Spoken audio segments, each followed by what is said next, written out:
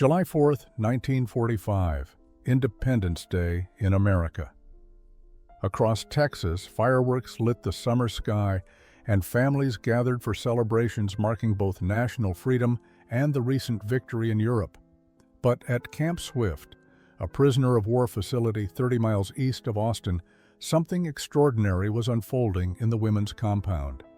24-year-old Annalise Kirschner stood frozen in the doorway of the mess hall, staring at what seemed impossible.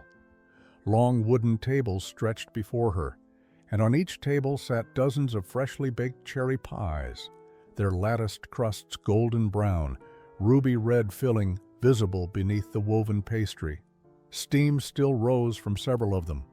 The sweet scent of cherries and butter filled the air, so rich and intoxicating that Annalisa felt tears spring to her eyes before she could stop them. Sergeant Ruth Kowalski, the camp's head cook, stood beside the tables with her arms crossed and a slight smile on her weathered face. "Cherry pie," she announced to the assembled German prisoners. "Made today, fresh cherries, real sugar, real butter. You're all invited to share with us." The 43 German women stood in awkward silence. They wore the faded gray remnants of their auxiliary uniforms, their faces reflecting months of captivity and uncertainty. Many had arrived at Camp Swift expecting brutality, starvation, perhaps even execution. They had been taught that Americans were savage enemies without honor or compassion. Instead, they had encountered something far more confusing: kindness. Frieda Volkmannen, standing beside Annalisa, whispered in German, "Is this real? Or is it some kind of test?" Annalisa couldn't answer. She watched as Captain Eleanor Marsh, the camp's administrator, stepped forward and cut into the first pie. The knife sliced cleanly through the crust, and cherries spilled onto the plate in a cascade of deep red. The captain placed a generous slice on a plate and handed it directly to Dorothea Brandt, the oldest of the German prisoners at 31 years. Thea, as everyone called her, accepted the plate with trembling hands. She looked down at the pie as if it were something precious and fragile, something that might vanish if she blinked. Private James Thornton, a young guard from Oklahoma, moved along the line distributing plates. His movements were casual, friendly, as if serving pie to enemy prisoners was the most natural thing in the world. "My ma makes cherry pie every 4th of July, he said to no one in particular. "It's tradition. Sergeant Kowalski here learned from the best recipe we could find." Annalise accepted her plate, feeling the weight of it in her hands. She looked down at the slice of pie, at the flaky crust and the glistening cherries. In Germany, people were starving. Cities lay in ruins. Everything she had once believed about her country's righteousness had crumbled with the revelations of concentration camps and systematic atrocities. And here, in enemy captivity, she was being offered cherry pie, fresh, abundant, freely given. She lifted a small piece to her mouth. The taste exploded across her tongue, sweet and tart simultaneously, the crust butter-rich and perfectly textured. 6 months earlier, in January 1945, Annalisa Kirschner had stepped off a transport truck into the Texas winter cold with 22 other German women. They had been captured in France during the final desperate weeks of German retreat, rounded up along with male soldiers as Allied forces swept across Europe. The journey across the Atlantic had been nightmarish, packed into the hold of a Liberty ship with minimal food and constant seasickness. They had expected to be executed upon arrival in America. Nazi propaganda had been clear about American brutality, about how prisoners were tortured and killed without mercy. Instead, they had been processed with bureaucratic efficiency and transported to Camp Swift, a sprawling facility that had been hastily modified to accommodate female prisoners. The women's compound occupied a separate section surrounded by wire fencing, but equipped with proper barracks, washing facilities, and a mess hall that seemed impossibly clean compared to the conditions they had endured during the war's final months. Annalisa remembered standing in formation that first day, her body rigid with fear and defiance. She had served as a communications specialist for the Wehrmacht, relaying messages between command posts, believing absolutely that she was defending her homeland against aggression. She was from Lübeck, a port city on the Baltic Sea, and she had joined the Women's Auxiliary Corps in 1943 when she was just 22 years old. Beside her stood Frida Volkmann, her closest friend from training. Frida was from Rostock, another Baltic city, and they had bonded over their shared northern heritage and their determination to serve Germany with honor. Frida was smaller than Anneliese, with pale blonde hair and blue eyes that reflected both intelligence and a stubborn streak that had gotten her into trouble more than once during their service. The compound also held women from various parts of Germany. Dorothea Brandt, whom everyone called Thea, had been a nursing supervisor before the war. At 31, she was the oldest among them, and carried herself with a dignity that commanded respect even in captivity. Hildegard Rademacher, just 20 years old, was the quietest of the group, a radio operator who rarely spoke unless directly addressed. Waltraud Schreiber, 27, had worked as a battlefield nurse and had seen horrors that left shadows in her eyes. Irmgard Wessel, at 19, was the youngest, still carrying traces of the teenager she had been before the war consumed everything. Captain Eleanor Marsh had addressed them that first day in careful, formal German. She was a tall woman with graying hair pulled back in a severe bun, her uniform crisp and her bearing military but not cruel. "You are prisoners of war under the protection of the Geneva Convention," she had told them. "You will be treated with the dignity that your status requires. You will work, you will follow rules, and you will be provided with adequate food, shelter, and medical care." Anneliese had barely heard the words. She was too focused on looking for signs of the brutality she had been promised would come. The transformation began in the most unlikely of places. The camp kitchen was a large, functional space with industrial stoves, vast preparation tables, and storage areas that seemed to hold more food than Anneliese had seen in the last year of the war combined. Sergeant Ruth Kowalski ruled this domain with efficient authority. She was a stocky woman in her early 40s with strong arms and capable hands that moved with practiced precision. Her parents had immigrated from Poland before she was born, and she carried that heritage in her features and in her understanding of what it meant to be seen as foreign, as other. The kitchen initially operated with only American staff, while German prisoners ate meals prepared for them and served at specified times. The food was simple but abundant, plain but nourishing in ways that seemed almost obscene to women who had watched civilians starve in occupied territories.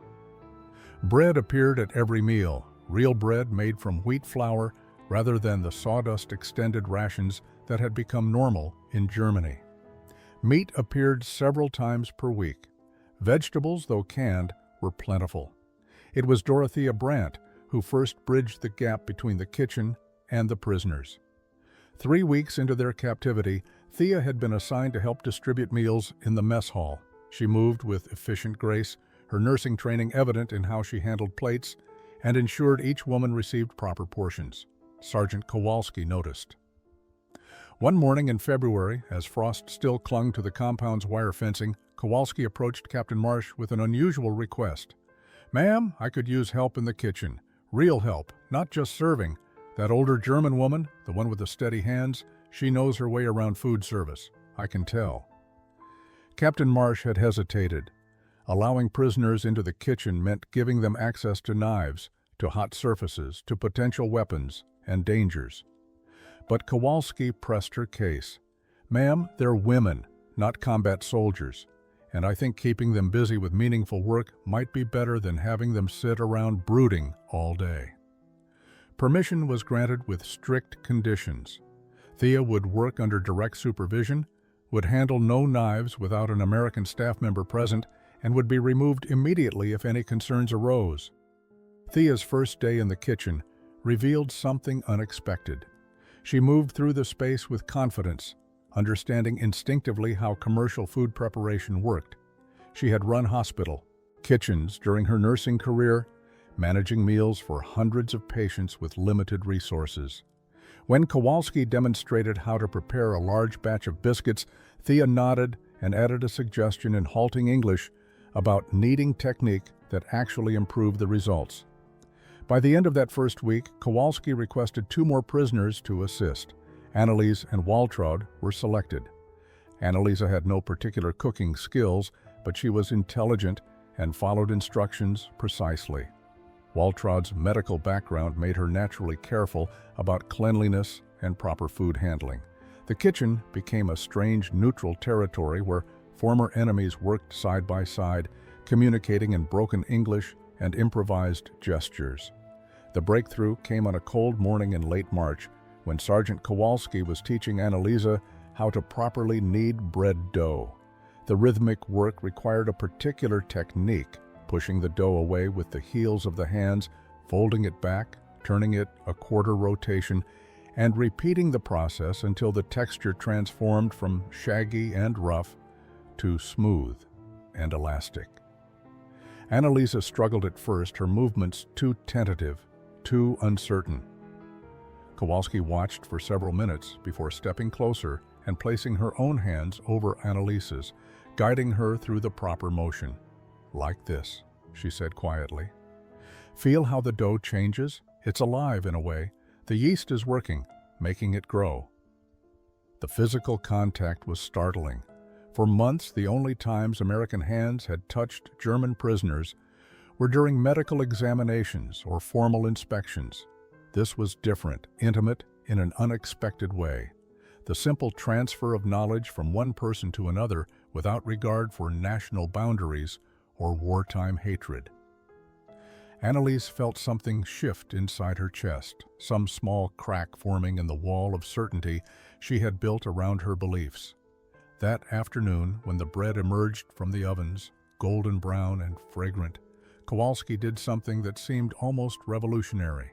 She tore off a piece from one of the still warm loaves, handed it to Anneliese, and said, "Taste what you made." The bread was perfect. Crisp crust, soft interior, the faint tang of yeast, balanced with a subtle sweetness. Anneliese had never tasted better bread, and knowing that her own hands had helped create it filled her with an unfamiliar sense of accomplishment. Kowalski smiled at the expression on Anneliese's face. "Good, right? That's honest work. Doesn't matter what flag you salute, good bread is good bread." The sentiment was simple, almost childishly so, but it contained a truth that Anneliese found herself unable to dismiss. As winter gave way to spring, more prisoners were integrated into kitchen duties. Hildegard discovered she had a talent for precise measurements and careful timing. Irmgard, despite her youth and initial nervousness, proved surprisingly adept at decorating the simple cakes that Kowalski occasionally made for camp celebrations. Even Frida, who had initially resisted any cooperation with their captors, found herself drawn into the work when Kowalski asked for help preparing a traditional German potato dish. "My grandmother made something like this," Kowalski had said, showing Frida a recipe written on a stained index card. "But I can't read the German parts. Can you help me figure it out?" It was a small thing, asking an enemy prisoner to help recreate a family recipe. But in that moment, Frida saw past Sergeant Ruth Kowalski, American soldier, and glimpsed Ruth Kowalski, granddaughter of Polish immigrants, keeper of family traditions, someone who understood what it meant to honor the past while living in the present. The kitchen became more than a workplace. It became a space where enemy status mattered less than whether you could properly whip egg whites or judge when vegetables had cooked to the right tenderness.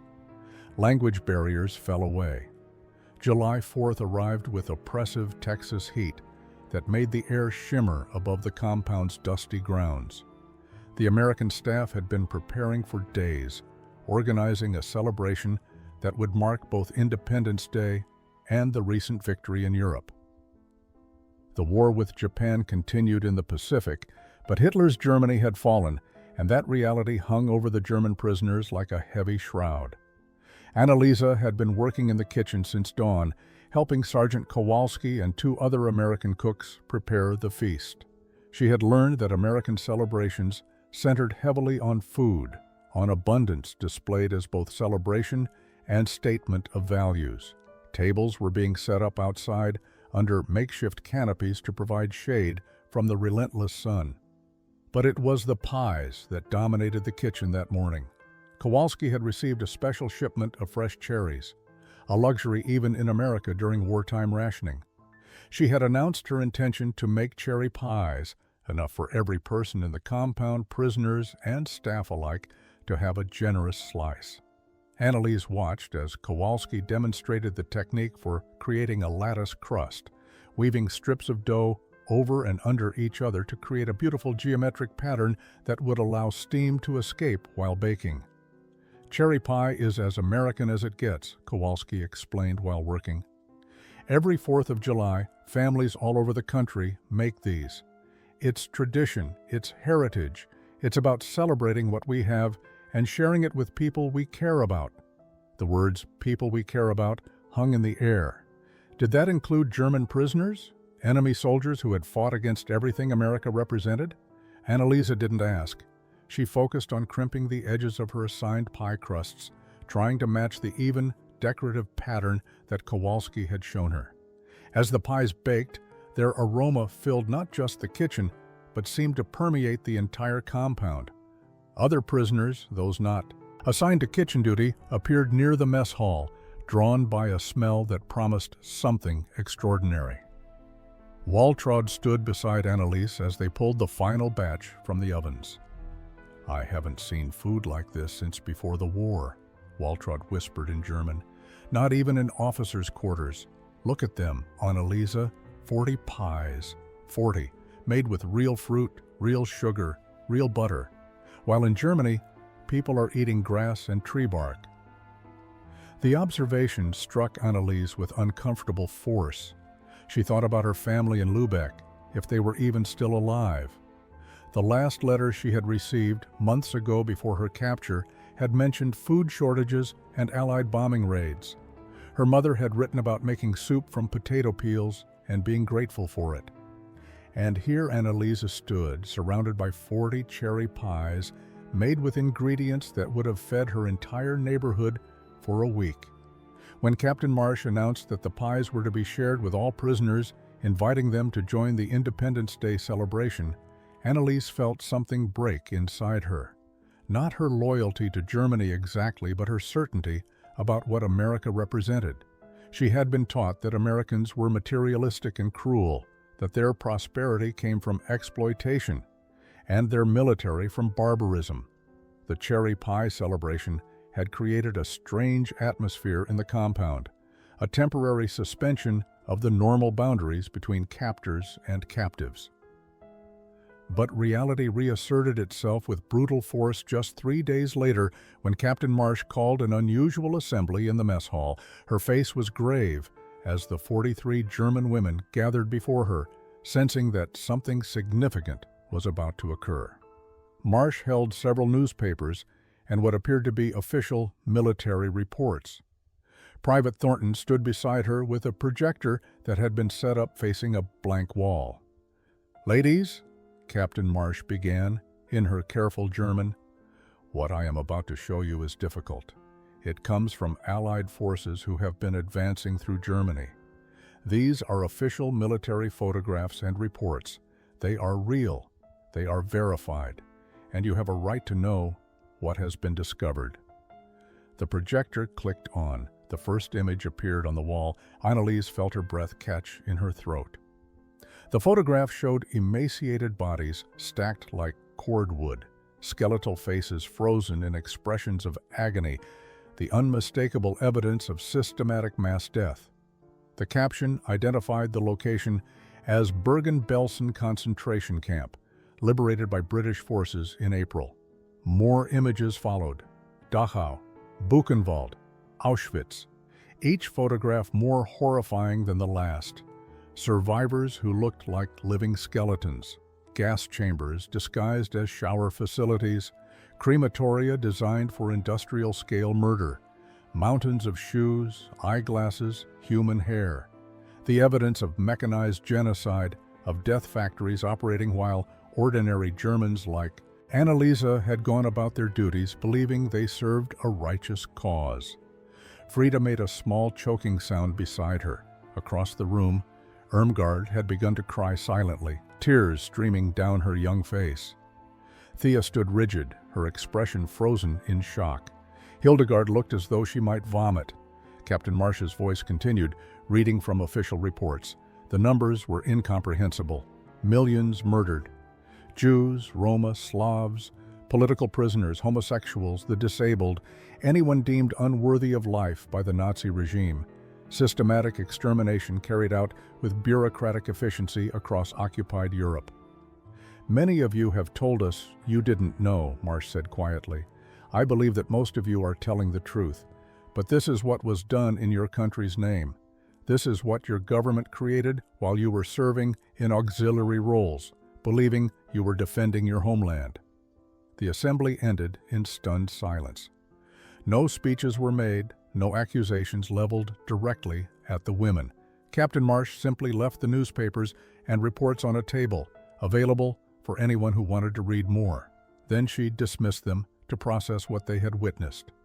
Anneliese found herself walking mechanically back to her barracks, her mind unable to fully grasp what she had seen. She kept thinking about the cherry pie from 3 days earlier, about the abundance and generosity, about Sergeant Kowalski's casual kindness. The contrast was so extreme, it felt surreal. That night, the women gathered in small groups, speaking in hushed German that wavered between denial and horror. Some insisted the photographs must be propaganda, Allied lies designed to justify their invasion of Germany. But others, including Anneliese, couldn't dismiss what they had seen. The images were too detailed, too specific, too numerous to be fabrications. Waltraud, who had worked in military hospitals, spoke with quiet authority. I saw things during the war. Wounded soldiers from the Eastern Front who whispered about actions against civilians, orders that made no military sense. The days following the revelation about the concentration camps brought a different kind of suffering to the compound. Physical hunger, the women understood. They had experienced it during the war's final months when supply lines collapsed and rations dwindled to almost nothing. But this was a spiritual hunger, a gnawing emptiness that came from having the foundation of one's identity completely shattered. Anneliese stopped eating for 2 days. The sight of food, especially the abundant American meals, filled her with a nauseating guilt. How could she accept nourishment when millions had been systematically starved? How could she enjoy the simple pleasure of fresh bread when entire populations had been murdered while she served the regime responsible? Sergeant Kowalski found her sitting alone in the kitchen late one evening, staring at nothing. "You need to eat," Kowalski said, simply setting down a plate with a sandwich and an apple. "Starving yourself doesn't help anyone, not the dead and not the living who need you to figure out how to move forward." Anneliese looked up at her, eyes red from crying. "How can you still be kind to us, after what you've seen, after what our country did?" Kowalski pulled out a chair and sat across from her. "You didn't do those things. You didn't know about them. I've watched you for months now, Anneliese. You're a good person who got caught up in something evil that was bigger than you understood. That doesn't make you innocent of everything, but it doesn't make you guilty of those particular crimes either." The distinction seemed too fine to Anneliese, too convenient. But Kowalski continued, her voice gentle but firm. "My grandparents came from Poland. Some of their family stayed behind. I don't know if any of them survived. I don't know if they were among the people in those camps, so don't think I'm offering you cheap forgiveness. I'm offering you something harder, the responsibility to be better, to do better, to make sure nothing like that ever happens again." Anneliese picked up the sandwich with trembling hands and forced herself to take a bite. It tasted like ash, but she chewed and swallowed anyway. Throughout the compound, similar conversations were occurring. Frida had found unexpected support from Private Thornton, who spoke to her about his own struggle with what American forces had done in combat. "We're not innocent either," he told her quietly. War makes people do terrible things. The difference is in how you respond when you learn the truth. Do you deny it and stay the same, or do you acknowledge it and try to become someone different?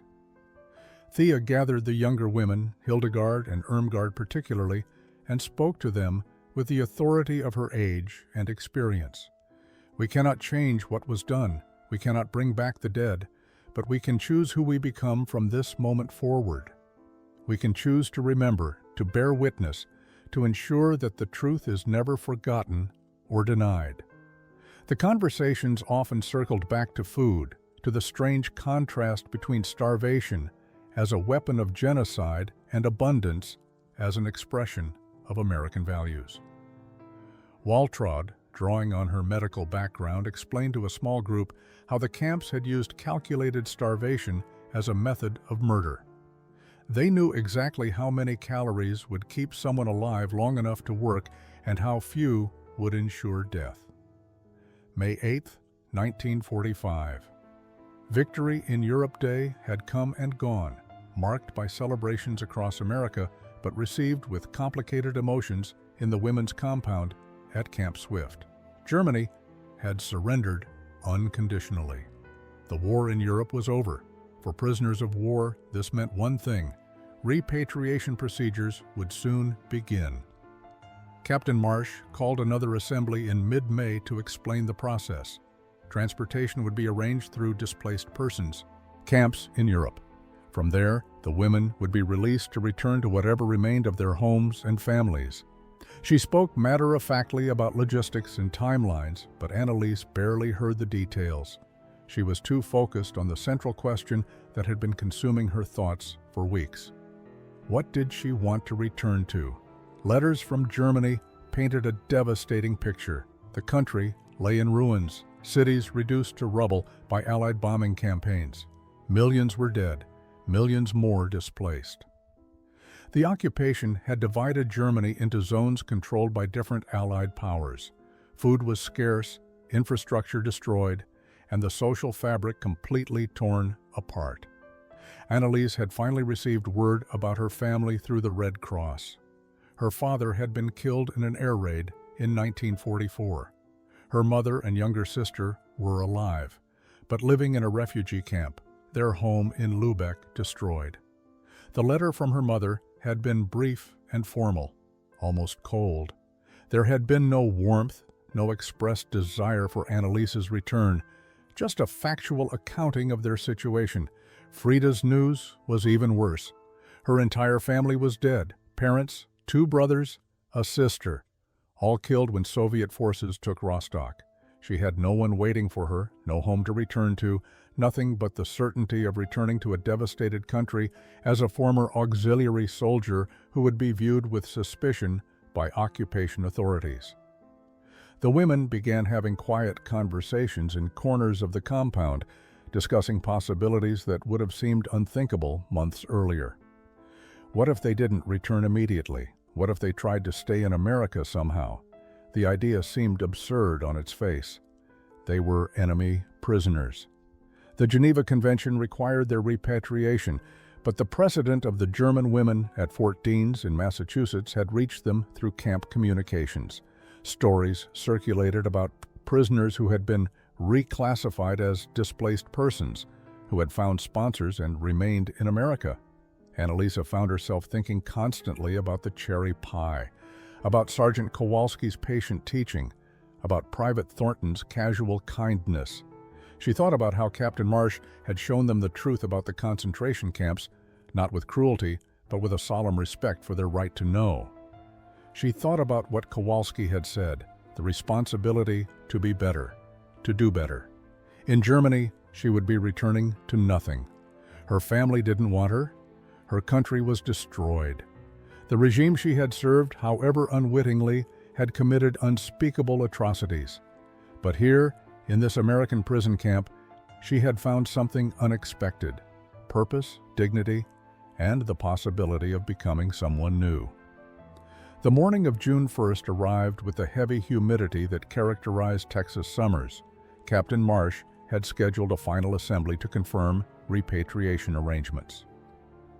The 43 German women gathered in the mess hall, many of them having barely slept the night before. Annaliese's hands were shaking as she stood in formation. Beside her, Frida looked pale but determined. They had made their decision. Captain Marsh stood before them with official documents from the War Department. "Ladies, your transportation has been confirmed. You will depart for New York on June 15th, then by ship to Europe. You will be processed through camps in the American occupation zone before being released." She paused, her eyes scanning the assembled women. "However, I understand that some of you may wish to discuss alternative arrangements." Annalise stepped forward before her courage could fail. Her English had improved dramatically over the past months. "Captain Marsh, may I speak?" Permission was granted. Annalise looked back at the women behind her. Frida stood, then Thea, then Hildegard, Waltraud, and Irmgard, 6 women standing together, their decision made. "Captain, we have been talking for many weeks. Some of us do not wish to return to Germany immediately." The words seemed to echo in the sudden silence. Several American guards exchanged surprised glances. Sergeant Kowalski, standing near the kitchen entrance, had tears in her eyes. Annalise continued, her voice steadier now. "We know this is unusual. We know we are prisoners of war. But Germany is not our home anymore. The Germany we believed we were serving, we discovered it never existed. It was a lie built on hatred and murder." Frida spoke next, her voice quiet but clear. "I have no family left in Germany, no home, nothing waiting for me except ruins and memories of what was lost. Here, in this camp, I have found something I never expected. I have found people who showed me kindness when they had every right to hate me." Thea, as the oldest, provided the voice of reason and experience. "We understand the legal complications. We understand that we cannot simply remain as prisoners, but we wish to request consideration for displaced person status. We wish to find sponsors, to work, to contribute to America, rather than return to a country that no longer exists as we knew it." Captain Marsh listened carefully, her expression unreadable. When the women finished speaking, she asked them to wait while she consulted with her superiors. The following days brought a flurry of communications between Camp Swift and Washington. The response, when it finally came, was cautiously positive. Given the unusual circumstances and the chaos in occupied Germany, the War Department would allow reclassification to displaced person status for those who could secure American sponsors and demonstrate genuine intent to integrate into American society. The decision meant everything and nothing simultaneously. They were no longer prisoners, but they were also no longer guaranteed housing or support. They would need to find their own way in a country that had been their enemy. 20 years later, in the summer of 1965, Annalise Kirschner stood in her own bakery on the outskirts of Austin, Texas. The small shop smelled of butter, sugar, and cherries. Through the front window, she could see American flags hanging from porches in preparation for the 4th of July. Her hands, now marked with the lines and scars of 2 decades of baking, worked deftly to create a lattice crust over a cherry pie. The bakery had become something of a local institution. Annalise's German-American bakery served traditional German breads alongside American classics. But it was the cherry pies that people came for, especially around Independence Day. Customers knew the story, or parts of it anyway.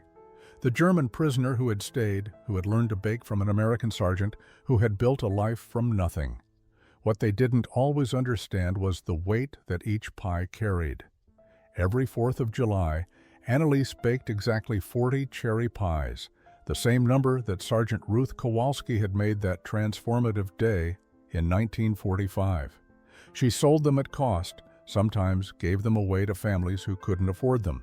It was her ritual, her remembrance, her continued conversation with the past. Kowalski had passed away 3 years earlier, but not before seeing Annalise's business thrive. She had attended the bakery's opening in 1952, had sampled the first cherry pie Annalise made independently, and had pronounced it perfect. "You learned good," she had said with characteristic understatement. The other women who had chosen to stay had found their own paths.